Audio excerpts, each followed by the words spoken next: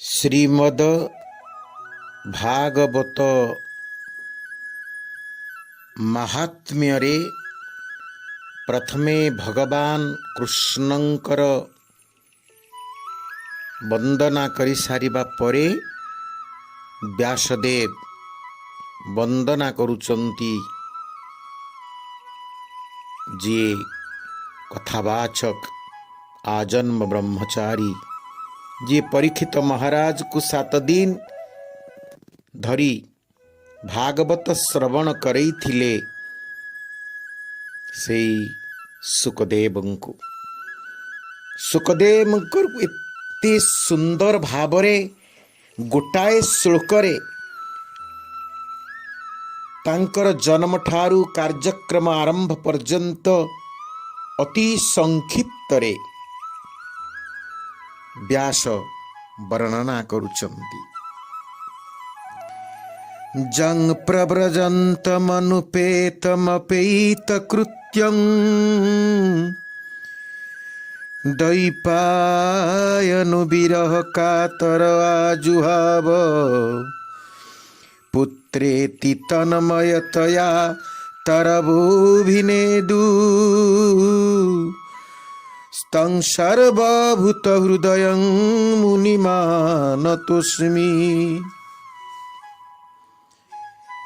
जेउ सुखदेव सर्वत्र समदर्शन करुथिले, जो सुखदेव ब्रह्म को सर्वत्र अनुभव करुथिले, जहाँ भागवत रे कहा जाइछि सकल घटे नारायण बसंती अनादि कारण। केवल जे घट मध्य सी दर्शन करुथिले से कथा नुहे, घट पट सबु भितरे सी दर्शन करुथिले, से प्राणी भितरे भी दर्शन करुथिले भगवान को, आउ जड़ भितरे भी भगवान को से स्वतः अनुभव करि पारुथिले। तेणु से सुखदेवंक पाई कौनसी कर्मर आवश्यकता नथिला, ना लौकिक कर्मर आवश्यकता तांक पाई अछि, ना वैदिक कर्मानुष्ठान करिवार तांक पाई आवश्यकता रहिछि, ना जन्मजात कर्म उपनयन संस्कार आदि आवश्यकता तांक पाई अछि। कारण से तो ब्रह्म सहित एकीभूत होई कृतकृत्य हो सारी थिले, एवं से एपरी उच्च स्थिति की चली जाइथिले जे एपरी भावरे संसार प्रति से अनासक्त हो जाइथिले जे से जन्म हेला मात्रे गृह त्याग करी द्रुत गतिरे पलायन कले एक निर्जन स्थान को, जंगल भीतर को। वास्तव में कर्म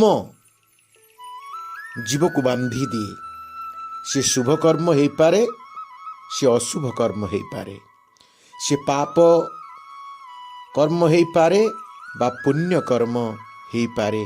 ये पाप आउ पुण्य उभय जीव को बारंबार जन्म मृत्यु चक्र रे बांधे, एवं जड़े आसक्त सांसारिक मनीष पाई ये वैदिक कर्म पूजा पाठ होम विधि जेते प्रकार धार्मिक कार्यक्रम आपण देखुचंती वैदिक मतरे हो बा पौराणिक मतरे हो, ये सब सांसारिक आसक्त पुरुष पाई।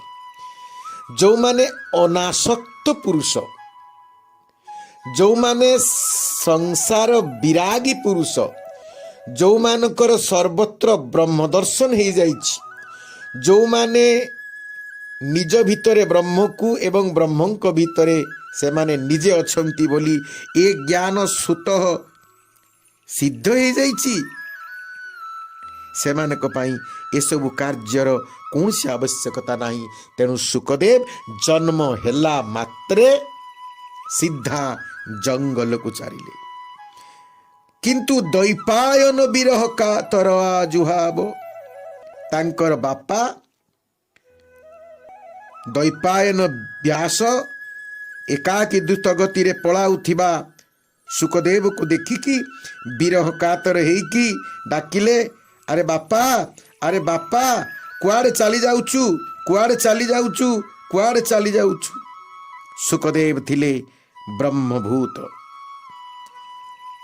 ସେ ଚରାଚର ସମସ୍ତ ବସ୍ତୁରେ ବ୍ରହ୍ମ ଦର୍ଶନରେ ତନ୍ମୟ ହେଇଯାଇଥିଲେ। ତେଣୁ ତାଙ୍କ ପକ୍ଷରେ ଏ ଡାକ, ବାପାଙ୍କ ଡାକ, ବ୍ୟାସଦେବଙ୍କ ଡାକର କିଛି ପ୍ରଭାବ ପଡ଼ିଲାନି। ଏବଂ ତାଙ୍କର ଶବ୍ଦର ପ୍ରତିଧ୍ୱନି ସେ ଜଙ୍ଗଲର ବୃକ୍ଷମାନେ ପ୍ରତିଧ୍ୱନି କେବଳ ଦେଲେ ଯେ ସେଇ ସର୍ବଭୂତ ହୃଦୟ ସ୍ୱରୂପ ପରମାତ୍ମା ସର୍ବତ୍ର ବିଦ୍ୟମାନ। ଏ କଥା ସିନା ସେ ଅନୁଭବ କରିଥିଲେ ଯେ ସୁକଦେବ, ହେଲେ ବ୍ୟାସ ପୁତ୍ର ସ୍ନେହରେ ଏପରି ବାନ୍ଧି ଯାଇଥିଲେ ଯେ ବାରମ୍ବାର ତାଙ୍କୁ ଡାକିବା ପାଇଁ ଲାଗିଲେ, ପୁତ୍ରେତି ତନ୍ମୟତୟା ତରବୁଭିନେଦୁ ସ୍ତଂ ସର୍ବଭୂତ ହୃଦୟଂ ମୁନିମାନତୋସ୍ମି। ସେଇ ଯେଉଁ ସମସ୍ତ ହୃଦୟରେ ଯେ ବିରାଜମାନ କରିଛନ୍ତି, ହୃଦୟକୁ ଜିଣି ଯାଇଛନ୍ତି, ସେ ସୁକଦେବଙ୍କୁ ମୁଁ ପ୍ରଥମେ ବନ୍ଦନା କରୁଛି। ଏହିପରି ଭାବରେ ବନ୍ଦନା କରିଛନ୍ତି ବ୍ୟାସ ସୁକଦେବକୁ। ବନ୍ଦନା କରି ସେ ଆରମ୍ଭ କରିଛନ୍ତି ଯେ ଶ୍ରୀମଦ୍ ଭାଗବତର ଆଖ୍ୟାୟିକା। ଯେତେବେଳେ କଳିଯୁଗ ଆସିଗଲା, ସୌନୁକ ମୁନି ଯିଏକି ଭଗବତ ପ୍ରେମୀ, କଥାରସ ପିପାସୁ, ସେ କ'ଣ କଲେ ନା ନୈମିଷା ଅରଣ୍ୟ କ୍ଷେତ୍ରରେ ବିରାଜମାନ କରିଥିବା ସମସ୍ତ ଋଷିମାନଙ୍କ ଗହଣରେ ଅତ୍ୟନ୍ତ ମହିୟାନ ମହାଜ୍ଞାନୀ ସୁତମୁନିକୁ ଯାଇ ପ୍ରଣାମ କଲେ ଏବଂ ପ୍ରଣାମ କରିକି ତାଙ୍କୁ ନିବେଦନ କରିକି କହିଲେ, ସୌନୁକ ମୁନି କହିଲେ, ହେ ସୁତ, ଆପଣ ହେଉଛନ୍ତି ଆମର ଗୁରୁ ସ୍ୱରୂପ। ଏ କଳି କାଳରେ ଆମେ କେମିତି ଉଦ୍ଧାର ପାଇବା? ଆମ କର୍ଣ୍ଣକୁ ଅମୃତ ତୁଲ୍ୟ ସେଇ ଅମୃତ ବଚନ ବା ଧର୍ମ ବଚନ ଆମକୁ ଶ୍ରବଣ କରାନ୍ତୁ। ଅଜ୍ଞାନ ଧ୍ୱାନ୍ତ ବିଧ୍ୱଂସ କୋଟି ସୂର୍ଯ୍ୟ ସମପ୍ରଭ ସୁତାଖ୍ୟାୟୀ କଥା ସାରଂ ମମ କର୍ଣ୍ଣ ରସାୟନಂ। ସୌନୁକ କହିଲେ, ହେ ମହାଭାଗ, ହେ ସୁତ ମହାଭାଗ, ଆପଣଙ୍କ ଜ୍ଞାନର ତ ପରିସୀମା ନାହିଁ।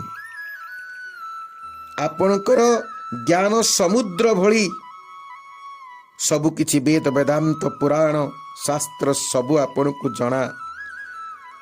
ତେଣୁ ଆପଣ ଆମମାନଙ୍କର ଅଜ୍ଞାନ ଅନ୍ଧକାରକୁ କେବଳ ନଷ୍ଟ କରିଦେଇ ପାରିବେ। ଆଉ ଏ ଅଜ୍ଞାନ ଅନ୍ଧକାର ପାଇଁ ଆପଣଙ୍କର କଥା ହିଁ ସୂର୍ଯ୍ୟ ସମାନ ଅଜ୍ଞାନକୁ ଧ୍ୱଂସ କରିଦେବ। ଆପଣ କୃପା କରନ୍ତୁ, ଯାହା ଆମ ପାଇଁ ଅମୃତ ତୁଲ୍ୟ ଅତ୍ୟନ୍ତ ମଧୁର। ଏହିପରି ସମସ୍ତ ପୁରାଣରୁ, ଇତିହାସରୁ, ଉପନିଷଦରୁ, ବେଦ ବେଦାନ୍ତରୁ, ସନାତନ ଧର୍ମର ସମସ୍ତ ଶାସ୍ତ୍ରରୁ ସାର ସାର ସଂଗ୍ରହ କରିକି ଆପଣ କୁହନ୍ତୁ। କଥା ସାରମ୍ ମମ କର୍ଣ୍ଣ ରସାୟନମ୍, ଯାହା ସାର କଥା ସେଇ କଥା କୁହନ୍ତୁ। ଏବଂ ମନୁଷ୍ୟ ଭିତରେ ତିନୋଟି ଜିନିଷ ସୌନୁକ କହୁଛନ୍ତି, ଗୋଟିଏ ହେଲା ଭକ୍ତି, ଗୋଟିଏ ହେଲା ଜ୍ଞାନ, ଆଉ ଗୋଟିଏ ହେଲା ବୈରାଗ୍ୟ। କାରଣ ଜ୍ଞାନ ହେଲେ ପ୍ରଥମ, ज्ञान आसिले ही प्राथमिक ज्ञान वैराग्य उदय हो। आमे जानी परिबा सत कौन असत कौन, ये संसार कौन, ये संसार उद्धार कहिबार बाट कौन, केमिति कौन बाट, तापर हमर वैराग्य आसीबो। वैराग्य माने ये संसार प्रति विराग, भगवान के प्रति, गुरु वैष्णव प्रति, हरि गुरु वैष्णव ये तीन प्रति, हरि गुरु वैष्णव के प्रति आसीबो अनुराग। ये अनुरागर जेतरे पूर्णता हबो ताहा ही प्रकृत रे होउची तत्व ज्ञान।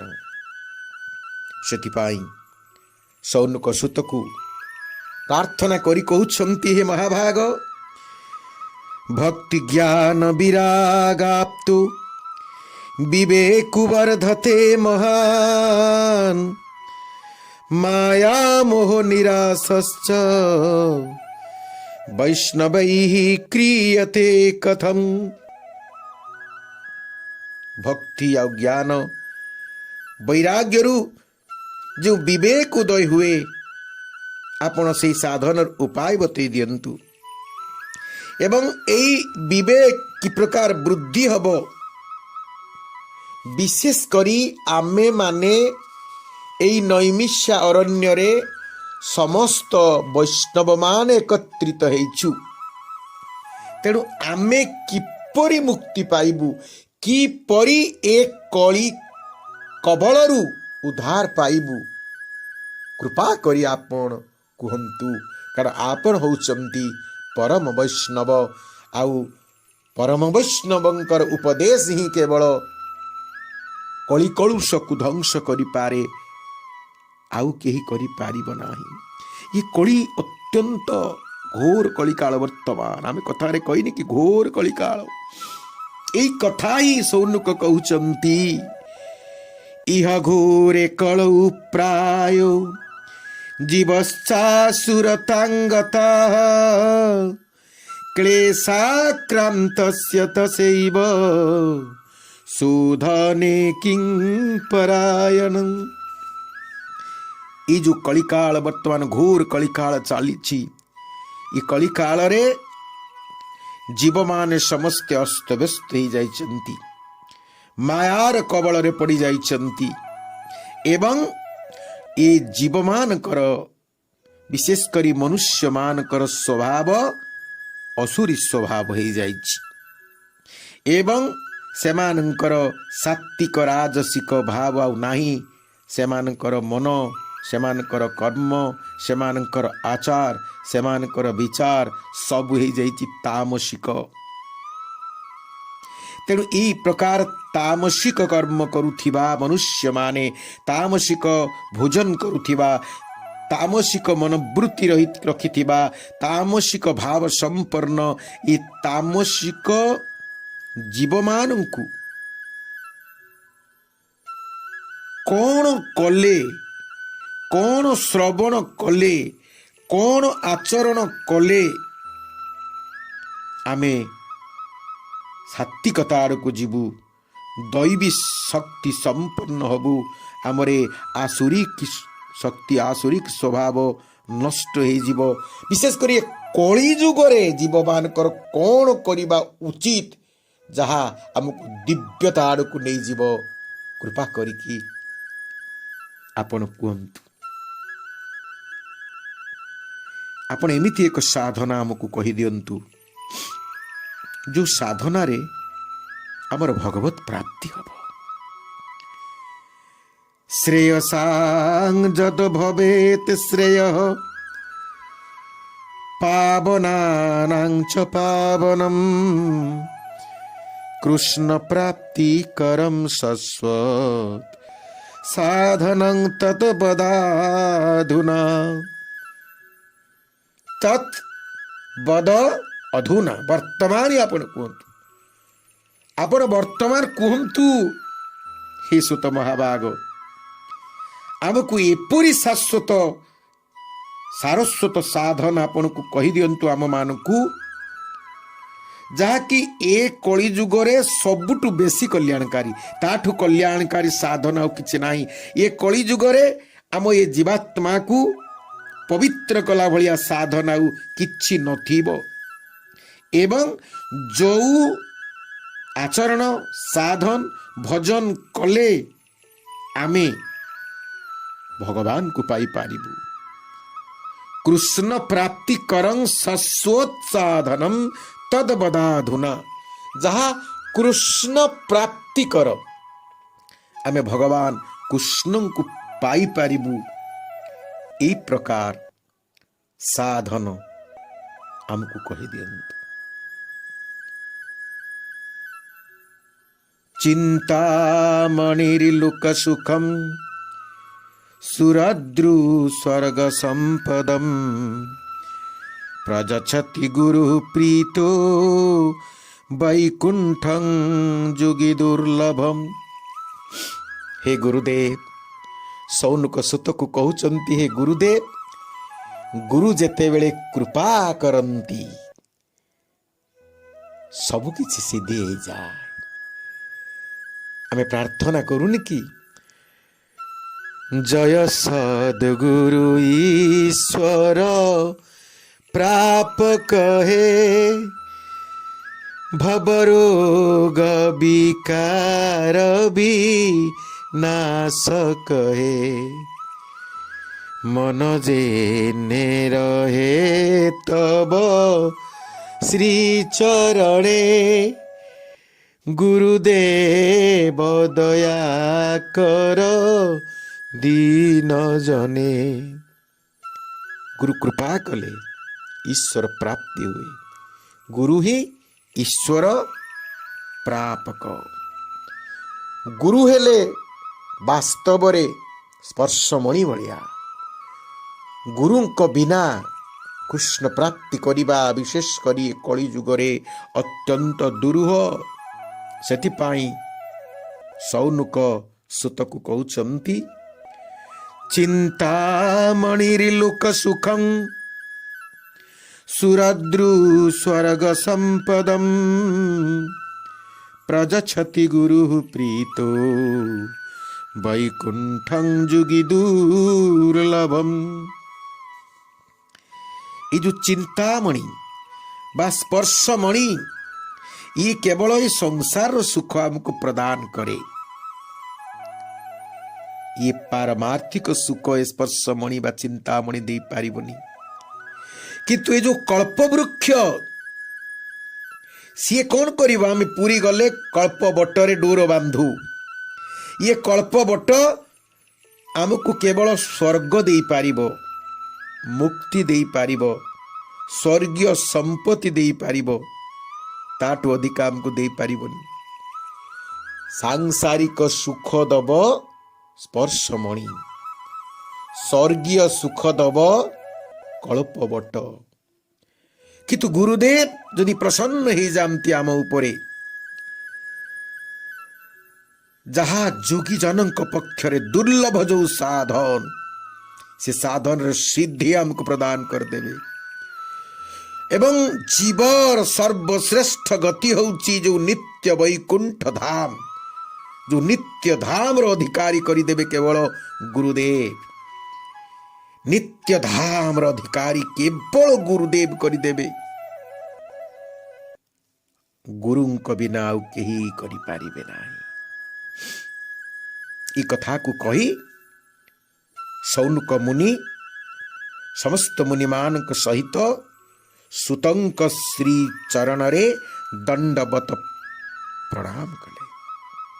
बहुत खुशी हेले सुत मुनि, आनंदित हेले एवं समस्त मुनि मानकु एवं सौनक मुनि को कहिले, साधु साधु मु खुशी हेली आपण मानकर हृदय रे जेते बेले भगवान को पाइबार इच्छा जागृत होईची, भगवत प्रेम जागृत होईची। तेणु मु निश्चित तुम प्रश्नर उत्तर देवी। आउ बहुत भावी चिंतिकी मु जहा स्थिर करी ये कली कालर उद्धारर उपाय एवं समस्त शास्त्र जो सार सार कथा जहा दरकार, जहा नित्यांत दरकार, एवं এই जो जन्म मृत्युर चक्र এই ଜନ୍ମ ମୃତ୍ୟୁର ଭୟରୁ ଯାହା ଦୂର କରିଦିଏ ତାହା ହିଁ କହିବି।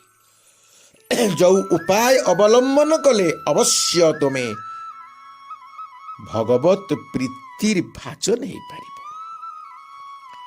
ତୁମର ଭକ୍ତି ବଢ଼ିପାରିବ ଏବଂ ତୁମ ଜୀବନ ନିଶ୍ଚିତ ଧନ୍ୟ ହେଇଯିବ। ଭକ୍ତ୍ୟୁଘବରଧନଂ ଯଚ୍ଚ କୃଷ୍ଣ ସନ୍ତୋଷ ହେତୁକଂ ତଦହଂ ତେ ବିଧାସ୍ୟାମି ସାବଧାନତୟା ଶୃଣୁ। ଦେଖ, ସାବଧାନତୟା ଶୃଣୁ, ଅତି ସାବଧାନ ସହିତ ତୁମେ ଶ୍ରବଣ କର। ଯେଉଁ ଉପାୟ ଅବଲମ୍ବନ କଲେ ଭକ୍ତିର ଉଦ୍ରେକ ହେବ, ଜୀବନରେ ସ୍ୱତଃ ଭକ୍ତିର ପ୍ରବାହ ସୃଷ୍ଟି ହେଇଯିବ ଏବଂ ଯେଉଁ ଆଚରଣକୁ ଅବଲମ୍ବନ କଲେ ଭଗବାନ ଖୁସି ହେଇଯିବେ, ମୁଁ ସେଇ ଉପାୟକୁ ମୁଁ ତମକୁ କହୁଛି, ତାହା ଶ୍ରବଣ କର। କଳି କ'ଣ କରିବ? କଳି କିଛି କରିପାରିବନି ମୋ ଏ କଥାକୁ ଶ୍ରବଣ କରିକି ଯଦି ଆଚରଣ କର। କଳିର ପାପ ତୁମକୁ ସ୍ପର୍ଶ କରିପାରିବ ନାହିଁ। କାଳ ବ୍ୟାଳ ମୁଖଗ୍ରାସ ତ୍ରାସନ ନିର୍ନାଶ ହେତବେ ଶ୍ରୀମଦ୍ ଭାଗବତಂ ଶାସ୍ତ୍ରಂ କଳୌକିରେଣ ଭାଷିତಂ। ଏ କଳି ଯୁଗରୁ ଉଦ୍ଧାର ପାଇବା ପାଇଁ एकमात्र शास्त्र होती श्रीमद् भागवत। এই শ্রীমদ্ ভাগবত কু যদি তুমে মানে শ্রবণ করিব তেবে নিশ্চিত ভাବରେ এই কଳି ଯୁଗରୁ ଉଦ୍ଧାର ପାଇଯିବ। ତେଣୁ ମୁଁ ତମକୁ ଏବେ ଶ୍ରୀମଦ୍ ଭାଗବତ କଥାକୁ କହୁଛି, ତେବେ ସାବଧାନ ସହିତ ଶ୍ରବଣ କର। କାରଣ ଏ ଭାଗବତ ଶୁଣିଲେ ଯେତିକି ପୁଣ୍ୟ ମିଳିବ, ଯେତିକି ପ୍ରାରବ୍ଧ ଖଣ୍ଡନ କରିବ, ଶ୍ରବଣ କର ବା ପଠନ କର ବା ଚିନ୍ତନ କର ବା ଆଚରଣ କର, ଆଉ କୌଣସି ଶାସ୍ତ୍ରରେ କୌଣସି କଥାରେ ଏ କଳି ଯୁଗରେ ଅନ୍ତତଃ ସମ୍ଭବ ନୁହେଁ। ଏ କଳି ଯୁଗରେ ଅନ୍ତତଃ ସମ୍ଭବ ନୁହେଁ। ଏତସ୍ମାଦପରଂ କିଞ୍ଚିତ୍ ମନସୁଧୈ ନ ବିଦ୍ୟତେ। ୟାଠାରୁ ଆଉ ସର୍ବଶ୍ରେଷ୍ଠ କିଛି ବି ନାହିଁ, ଯାହା ତୁମର ଏ ପାପ ପୂର୍ଣ୍ଣ ପଙ୍କିଳ ମନକୁ ବିଶୁଦ୍ଧ କରିଦେବ। किंचित मन शुद्धि न विद्यते। ए भागवत ठारू, ए भागवत धर्म आचरण ठारू, भागवत श्रवण ठारू, भागवत कीर्तन ठारू, भागवत पठन ठारू आउ किंची भी माने किंचित किछि भी धर्म आउ ए कली जुगरे नाही। जन्मांतरे भवेत पुण्यं। चित्ते तुम्हें जन्म जन्मांतर प्रारब्ध था सबको खंडन करिकी तुमको पुण्यवान कर दब एवं तुम्हें अवश्य भागवत धाम प्राप्त हब। यह सत्य, एथिरे कौन सी संदेह नहीं। तुमको सावधानता सहित शुणा पड़ो। सावधान है कि तुमको शुणा पड़ो। सावधान न हेले सेतिपाई ता पूर्वर कही देइचंती सुत सावधान तया शृणु। सावधान है कि सुन। सावधान है कि यदि न शुणिबे तेबे आमे केबे भागवतर तत्वर वास्तव ये अनुभव करि पारि। हमर तो धैर्य नहीं भागवत टिके अध घंटे शुणिबा पई, अलग कथा शुणा आम धैर्य अच्छे कि भागवत शुणा धैर्य ना। तेणु आपण मान को निवेदन करुच्ची आपण धैर्य सहित ଟିକେ ଭାଗବତକୁ ଶ୍ରବଣ କରନ୍ତୁ। ହରି ଓମ୍ ତତ୍ସତ୍, ହରି ଓମ୍ ତତ୍ସତ୍, ହରି ଓମ୍ ତତ୍ସତ୍। ସ୍ୱାମୀଜୀଙ୍କ ଏଇଭଳି ଭିଡ଼ିଓକୁ ଦେଖିବା ପାଇଁ ଏହି ଚ୍ୟାନେଲକୁ ସବସ୍କ୍ରାଇବ୍, ସେୟାର ଆଉ ଲାଇକ୍ କରନ୍ତୁ।